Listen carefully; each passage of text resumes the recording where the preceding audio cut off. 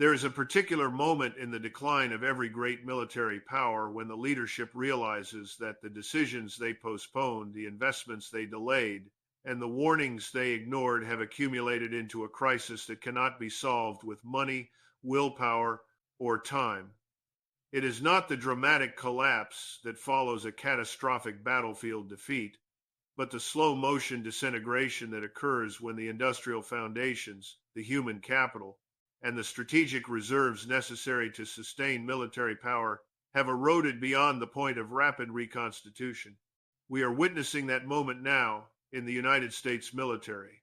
The events unfolding across multiple theaters, from the ammunition shortages constraining operations in proxy conflicts, to the failed recruitment drives that leave units understaffed, from the maintenance backlogs that ground aircraft to the supply chain dependencies that make American defense production reliant on adversary nations. These are not isolated challenges that can be addressed through incremental policy adjustments. They are the visible symptoms of systemic failure that has been decades in development and has now reached a point where recovery is no longer a matter of political will but of physical and temporal impossibility. The United States military has run out of time to correct mistakes that were made over the past 30 years, and the consequences of this failure will reshape global order in ways that most Americans cannot yet comprehend. For decades, I have studied military readiness, the industrial capacity that sustains armed forces, and the historical patterns by which great powers lose their military advantages not through conquest but through institutional decay and strategic complacency. And I tell you now that we have crossed a threshold that should terrify anyone who understands the relationship between military capability and national security. The assumption that guided American defense policy since the end of the Cold War, that the United States could maintain military supremacy through technological superiority while allowing the industrial base to atrophy, that readiness could be sacrificed for modernization programs that never deliver on schedule, that recruitment challenges could be ignored because professional volunteers would always fill the ranks, has been exposed as catastrophically wrong. The U.S. military is simultaneously facing a crisis of industrial capacity that prevents it from producing sufficient munitions for sustained conflict, a crisis of human capital as recruitment failures leave critical specialties undermanned, a crisis of maintenance and readiness as aging platforms require more resources to keep operational than budgets allocated, and a crisis of strategic focus as commitments around the world exceed the forces available to meet them. These crises are not separate problems that can be addressed sequentially. They are interconnected failures that compound each other, and the time required to rebuild what has been lost exceeds the time available before peer competitors exploit American vulnerability. If you value understanding how military power actually functions rather than the reassuring narratives provided by defense officials seeking to justify budgets and obscure failures, if you refuse to accept propaganda that portrays every challenge as manageable and every setback as temporary, then subscribe to this channel and turn on notifications. The algorithm suppresses this analysis because it contradicts the mythology of American military invincibility that serves institutional interests. Do not let them keep you ignorant about the deterioration of capabilities that were supposed to guarantee your security. We are looking at a transformation that has been obscured by the fog of optimistic assessments and classification that prevents public understanding of the true scale of the problem. The Ukraine conflict has served as a brutal stress test that revealed vulnerabilities American planners assured us did not exist. The United States and its NATO allies have supplied Ukraine with substantial quantities of artillery ammunition, anti-tank weapons, air defense systems, and armored vehicles drawn from stocks that were supposed to provide depth for potential conflicts with peer adversaries. The rate of consumption has shocked defense officials who based planning assumptions on the limited munitions expenditure of counterinsurgency operations rather than the industrial-scale attrition of conventional warfare between organized militaries. Artillery units in Ukraine are firing more shells in a single day than American forces fired in months during operations in Iraq and Afghanistan. The result has been the rapid depletion of stockpiles that took years or decades to accumulate, exposing the reality that the American defense industrial base cannot produce munitions at rates sufficient to replenish what has been sent to Ukraine while simultaneously maintaining readiness for potential conflicts in the Pacific or Middle East. To understand the magnitude of this industrial failure, you must understand the specific numbers that defense officials have tried to obscure through vague assurances about increasing production. Before the Ukraine conflict, the United States was producing approximately 14,155 millimeters artillery shells per month, the standard munition for howitzer systems that form the backbone of ground fire support. Ukrainian forces at peak intensity were firing between 6,000 and 8,000 rounds per day, consuming in a single day nearly half of American monthly production. The Pentagon announced plans to surge production to 90,000 rounds per month by 2025, a six-fold increase that was presented as evidence of American industrial might responding to challenge. But examine what this admission reveals.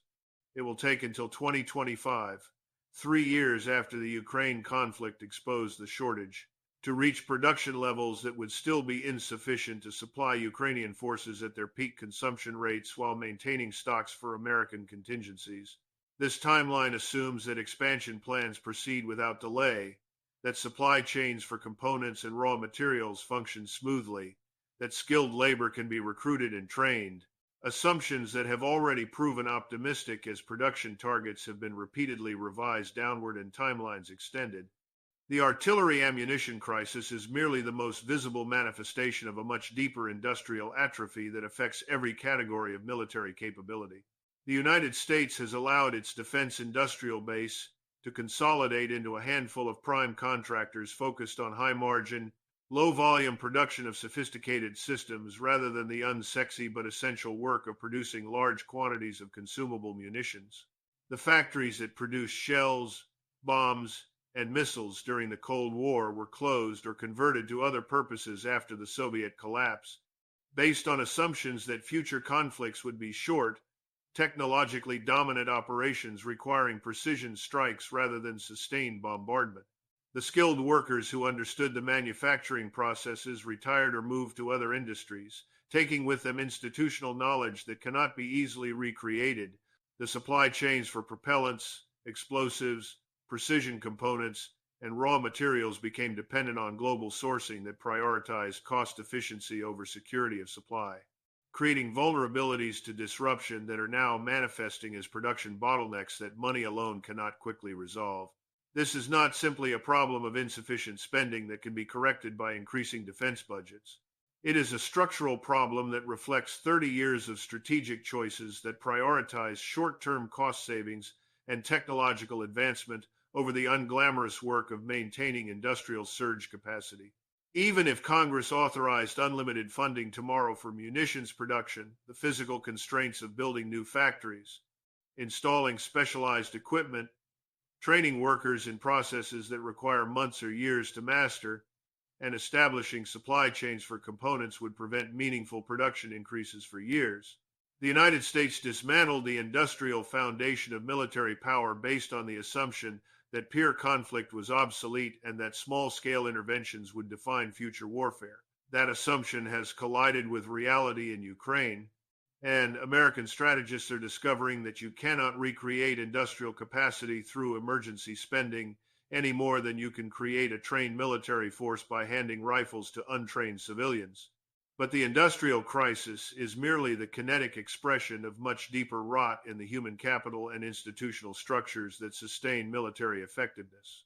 The United States military is facing the worst recruitment crisis in the all-volunteer era, failing to meet enlistment targets across multiple services despite lowering standards, increasing bonuses, and expanding the pool of eligible recruits through waivers for medical, educational, and conduct disqualifications that would have been automatic rejections in previous decades. The Army missed its recruitment goal by 15,000 soldiers in fiscal year 2023, the second consecutive year of significant shortfalls. The Navy and Air Force are experiencing similar challenges. The Marine Corps has met its targets only by reducing the overall size of the force and lowering the bar for entry. These are not minor statistical variations in a system that generally functions well. They represent a fundamental breakdown in the social contract between the military and the population from which it draws personnel. The reasons for recruitment failure are complex and interconnected, but they reflect broader social and economic trends that cannot be reversed through marketing campaigns or marginal increases in compensation.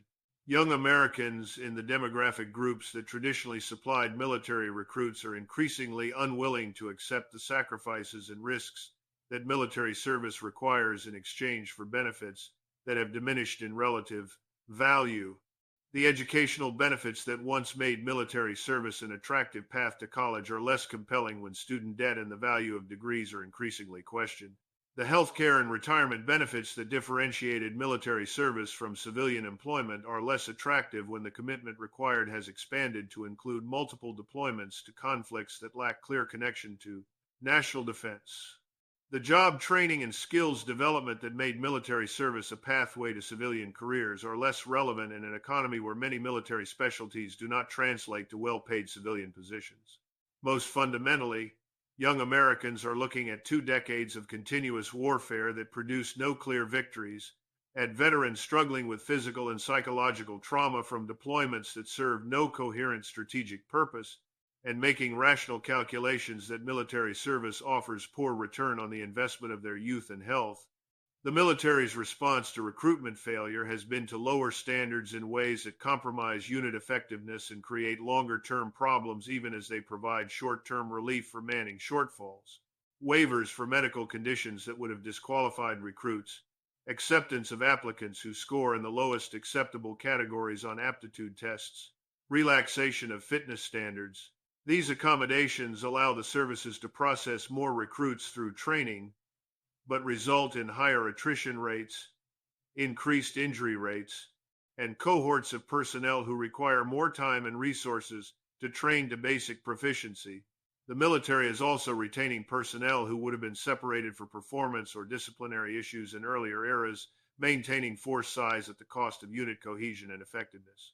These are the desperate measures of an institution that has lost its appeal to the population it depends upon and cannot quickly rebuild the attractiveness of military service when the underlying factors driving recruitment failure are societal trends that transcend military policy. The crisis in human capital extends beyond initial recruitment to the retention of experienced personnel in critical specialties, where civilian opportunities offer substantially better compensation for skills that have direct commercial application. Pilots, cyber specialists, intelligence analysts, these are personnel who require years of expensive training to develop proficiency and whose skills are in high demand in the civilian sector. The military is experiencing unsustainable attrition rates in precisely the specialties that are most critical for modern warfare and most difficult to replace. A fighter pilot requires several years and millions of dollars to train to combat readiness. When that pilot leaves after their initial service obligation for an airline career that offers better quality of life and substantially higher compensation, the military loses not just the investment in training, but the operational experience that is the foundation of unit effectiveness. Retention bonuses and expanded commitments can slow the bleeding, but cannot fundamentally alter the calculation when the gap between military and civilian compensation for in-demand skills continues to widen. This brings us to the catastrophic maintenance and readiness crisis that is grounding aircraft, docking ships, and reducing the percentage of major systems that are actually available for operations at any given time to levels that would be unacceptable in any other military context. The United States Air Force reports mission-capable rates for its fighter fleet that hover around 70%, meaning that nearly one-third of aircraft are not available for missions due to maintenance issues, parts shortages, or other problems. The Navy faces similar challenges with ship availability, with maintenance periods extending beyond scheduled timelines as shipyards struggle with backlogs and workforce shortages. The Army is cannibalizing parts from some vehicles to keep others operational, a practice that reduces overall fleet readiness even as it maintains the appearance of functionality for units actually deployed. The readiness crisis reflects the collision of aging platforms that require increasing maintenance, budget constraints that force deferred maintenance, and supply chain problems that delay acquisition of parts. The Air Force is operating aircraft that were designed in the 1,970 seconds and 1,980 seconds and were supposed to be replaced by now with newer systems. The planned replacements have been delayed by cost overruns, technical problems, and changing requirements, forcing the service to extend the service life of platforms beyond their original design parameters. Older aircraft require more maintenance hours per flight hour, need more frequent part replacements, and experience more unexpected failures than newer systems. The maintenance workforce that keeps these aircraft flying is itself aging and not being replaced at sufficient rates as experienced technicians retire and younger workers choose better compensated civilian opportunities. The part suppliers for systems that are no longer in production have in many cases gone out of business or stopped manufacturing components that are needed in small quantities, forcing expensive custom production or engineering workarounds that add cost and delay. The Navy faces an even more severe version of the same dynamic with ships that were supposed to have been replaced but remain in service because successor programs have failed to deliver affordable, effective replacements. The public shipyards that perform major maintenance and overhauls are backlogged for years, lacking the workforce and the facilities to handle the volume of work required. Private shipyards prioritize commercial contracts that offer better margins than government work. The result is that ships spend more time in maintenance and less time deployed, reducing the effective size of the fleet even as the absolute number of hulls remains constant on paper. A Navy that claims 300 ships but can only deploy 200 at any given time has the operational capability of a 200-ship Navy regardless of what budget documents assert about fleet size. These maintenance and readiness problems cannot be solved quickly, even with unlimited funding, because they reflect workforce shortages and industrial capacity constraints that require years to address. You cannot create experienced aircraft mechanics or shipyard workers through emergency hiring. The skills require years to develop through apprenticeship and experience. The facilities to perform specialized maintenance cannot be built overnight. The supply chains for parts cannot be reconstituted when the original manufacturers no longer exist. The military is trapped in a deteriorating cycle where reduced readiness limits training opportunities, which reduces proficiency, which increases accident rates and maintenance requirements, which further reduces readiness.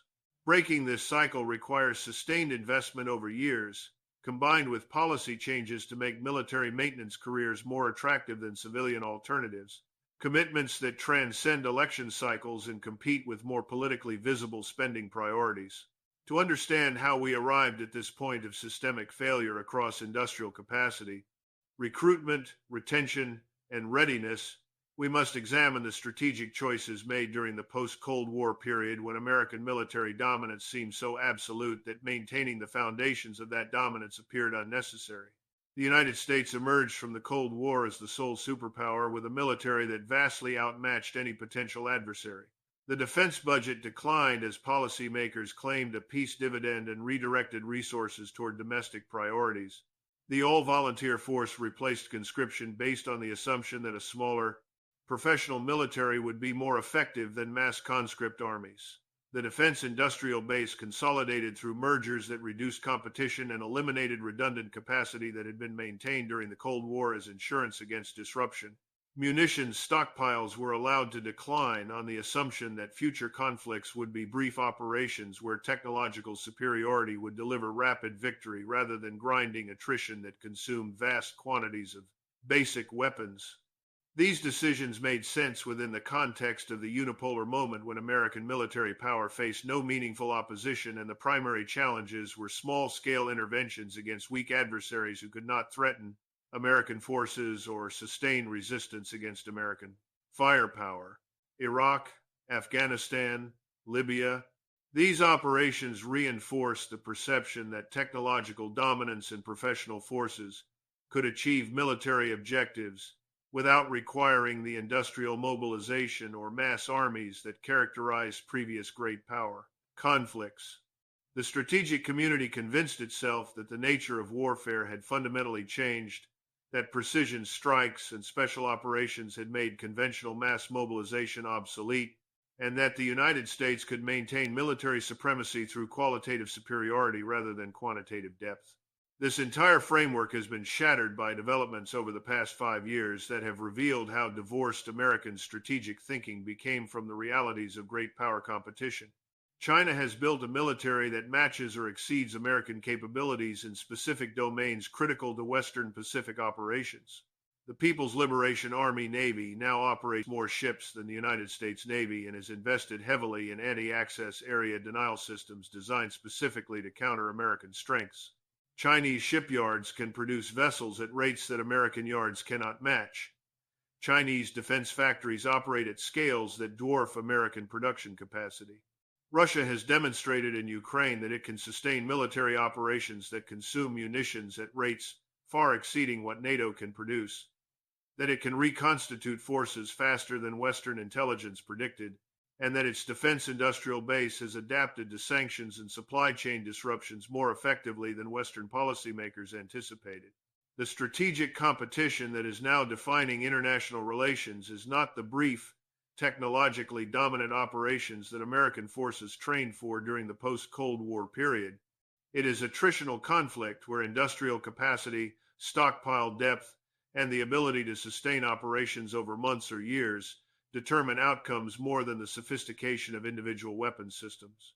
The United States optimized its military for the wrong kind of war and is now discovering that reconstituting the industrial and human foundations necessary for sustained great power conflict cannot be accomplished in the time available before competitors exploit American vulnerability. China is not waiting for the United States to rebuild its shipbuilding capacity before advancing its position in the Western Pacific. Russia is not pausing its military modernization to allow NATO to replenish stockpiles depleted by Ukraine aid. Iran is not stopping its regional integration while the United States sorts out recruitment problems. The window for correcting decades of strategic error is closing, and the consequences of failure will be measured in the erosion of American influence and the increased risk of conflicts that the United States cannot effectively prosecute. But the military failures are merely the kinetic manifestation of a much deeper collapse in the political and institutional structures that connect military power to national strategy. The United States has commitments around the world that were undertaken during a period of unchallenged dominance and that assume military capabilities that no longer exist at the levels required to fulfill those commitments. The commitment to defend Taiwan against Chinese attack assumes naval and air forces capable of operating in the Western Pacific against the most sophisticated anti-access systems ever deployed.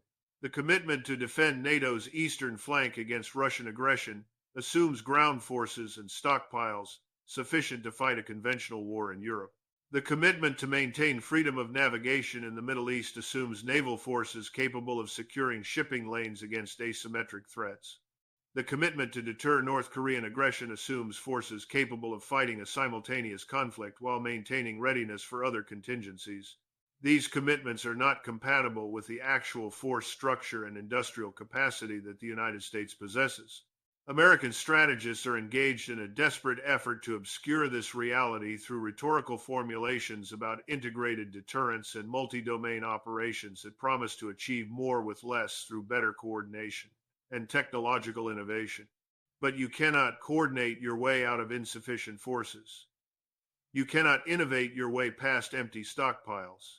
You cannot deter adversaries who understand that American capabilities are overstretched and that American threats increasingly exceed American capacity to enforce them. The gap between commitments and capabilities is a crisis of grand strategy that has been building for decades and has now reached a point where the United States must either substantially increase military capacity, which would require industrial mobilization and social transformation on a scale not seen since the Second World War, or reduce commitments to match available capabilities, which would require abandoning allies and ceding influence in regions that American strategy has defined as vital for 70 years. The political system shows no capacity to make either choice. Increasing military capability to match commitments would require not just higher defense spending, but fundamental changes to American society and economy. It would require industrial policy to rebuild manufacturing capacity that has moved offshore or no longer exists. It would require educational reforms to produce the skilled workforce that advanced military systems demand. It would require either return to conscription or dramatic improvements in military compensation and quality of life to make voluntary service attractive enough to fill ranks with quality personnel. It would require the American people to accept substantial sacrifice of current consumption in favor of long-term security investments. None of these requirements are politically feasible in a society increasingly divided, focused on immediate concerns, and skeptical of institutions that have presided over decades of failed interventions and declining living standards. Reducing commitments to match capabilities would require equally difficult political choices. Which allies will be abandoned? Which regions will be ceded to adversary influence? How will American credibility be maintained after acknowledging that security guarantees extended over decades are no longer supportable? The foreign policy establishment that has built careers and institutions around American global leadership will resist any suggestion that commitments should be reduced. Allied governments that have structured their own defense policies around assumptions of American support will panic at indications that support may not be reliable. The defense contractors that profit from global military presence will lobby against force reductions. The political incentives all point toward maintaining the pretense that commitments can be sustained, even as the gap between rhetoric and reality widens. This brings us to the global reckoning that is already beginning as adversaries and allies alike recognize that American military power has entered a period of relative decline that opens opportunities for revisionist powers to challenge the order that American dominance maintained. China is accelerating its timeline for potential action regarding Taiwan based on assessments that the window of American conventional superiority is closing and may already have closed in scenarios involving Chinese operations near their own coastline. Chinese strategists are observing American struggles to supply Ukraine and maintain readiness simultaneously and drawing conclusions about American capacity to intervene in a Western Pacific conflict while managing other global commitments. The massive expansion of Chinese naval and missile forces over the past decade was designed specifically to create conditions where American intervention in Taiwan scenarios would be prohibitively costly, and the erosion of American readiness and stockpiles makes Chinese calculations about acceptable costs more favorable to aggression. Russia has learned from its experience in Ukraine that it can sustain military operations that consume resources at rates Western nations cannot match, and that Western unity fragments under the pressure of sustained conflict. Russian defense production has surged while NATO stockpiles have declined. Russian forces are incorporating lessons learned while Western training and equipment pipelines struggle to keep pace with Ukrainian consumption. The assumption that drove NATO policy for decades, that the Western alliance would always possess overwhelming material superiority in any European conflict, no longer holds. Russian strategists are evaluating whether the window for further territorial revision in Eastern Europe is open before NATO completes rearmament programs that are currently scheduled to take years to implement.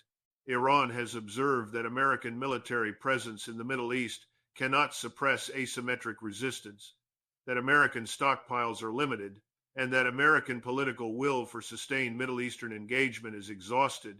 Iranian strategy of building networks of allied movements across the region while developing indigenous military capabilities has succeeded in creating facts on the ground that American power cannot reverse without commitments of forces and resources that are not available. The assumption that American military superiority would allow Washington to dictate terms in the Middle East has been replaced by the reality that Iran has achieved regional influence that American presence cannot eliminate. North Korea has drawn the conclusion that nuclear weapons and substantial conventional forces provide security that no American security guarantee can match, and that denuclearization would be strategic suicide. The progression from pariah state facing potential regime change to nuclear power that must be negotiated with rather than coerced demonstrates the effectiveness of maintaining capabilities that impose costs on American intervention. North Korean observation of American struggles suggests that the correlation of forces is shifting in ways that reduce American options and increase North Korean freedom of action. These are not abstract strategic assessments disconnected from the lives of ordinary people. The erosion of American military capacity and the opportunism it enables from revisionist powers create risks of conflicts that could directly threaten American security in ways that the distant interventions of the past 2 decades did not. A war over Taiwan would disrupt technology supply chains that the American economy depends upon and could escalate to direct great power conflict with nuclear dimensions. A Russian move against NATO territory would force the United States to either honor Article 5 commitments with forces that are unprepared for high-intensity conventional warfare or abandon allies and destroy the credibility of American security guarantees globally. An Iranian closure of the Strait of Hormuz would spike energy prices and trigger economic crisis regardless of American energy independence because global markets are interconnected. A North Korean move against South Korea would threaten American forces stationed on the peninsula and force choices between escalation and abandonment that have no good options.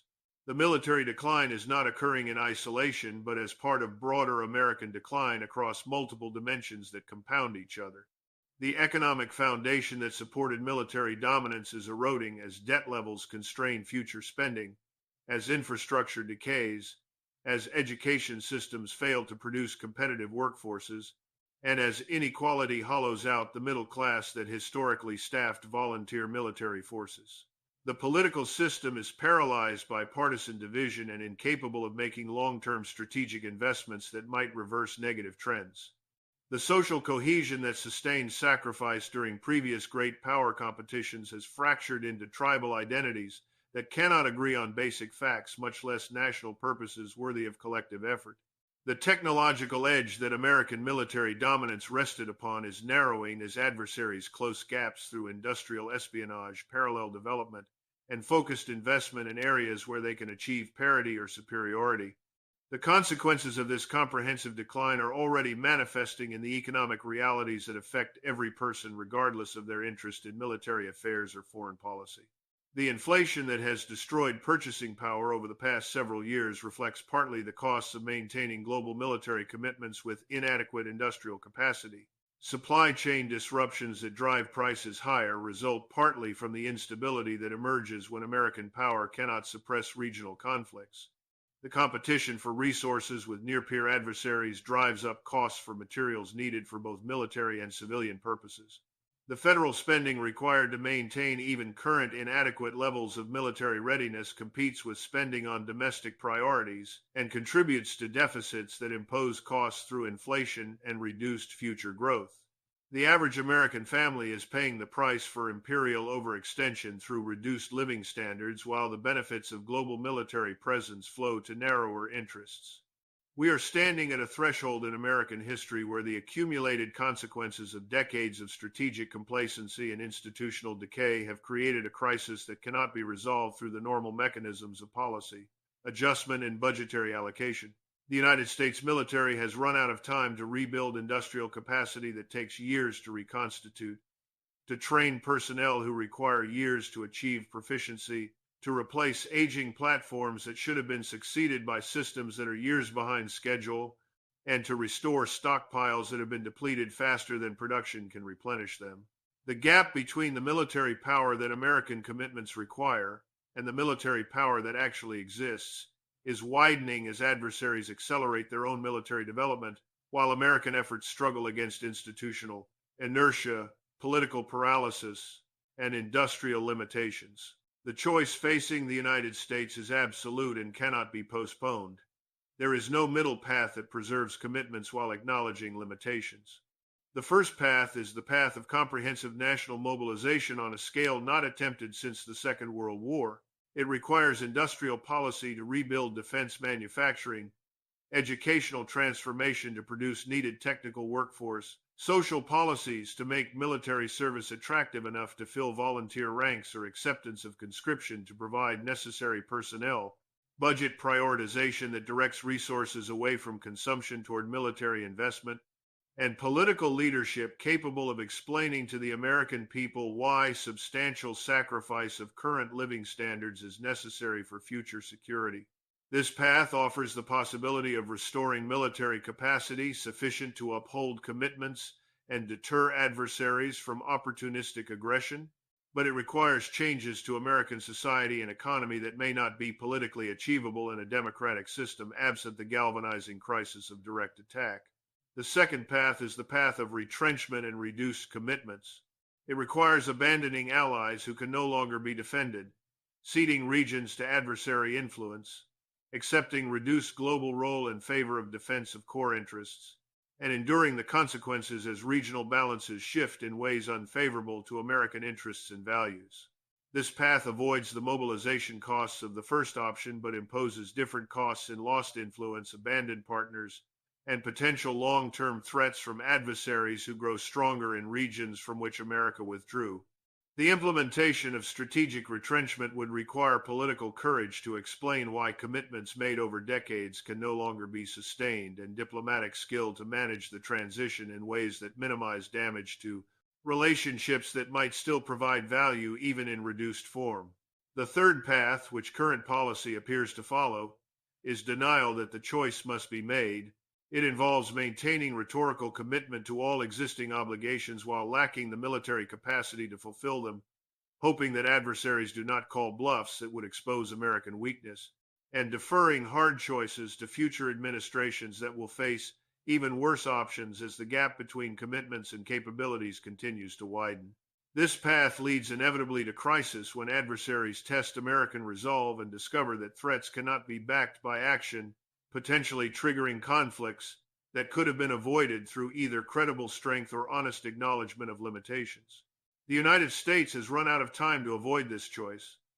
The decisions that should have been made 20 years ago to maintain industrial capacity, that should have been made 15 years ago to begin recapitalizing aging platforms, that should have been made 10 years ago to address emerging recruitment challenges, those decisions were not made because the problems were not yet acute and the political incentives favored deferring hard choices.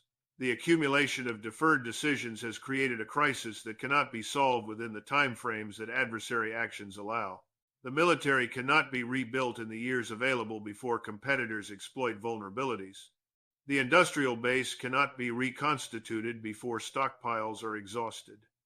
The commitments cannot be sustained with forces that do not exist in adequate numbers.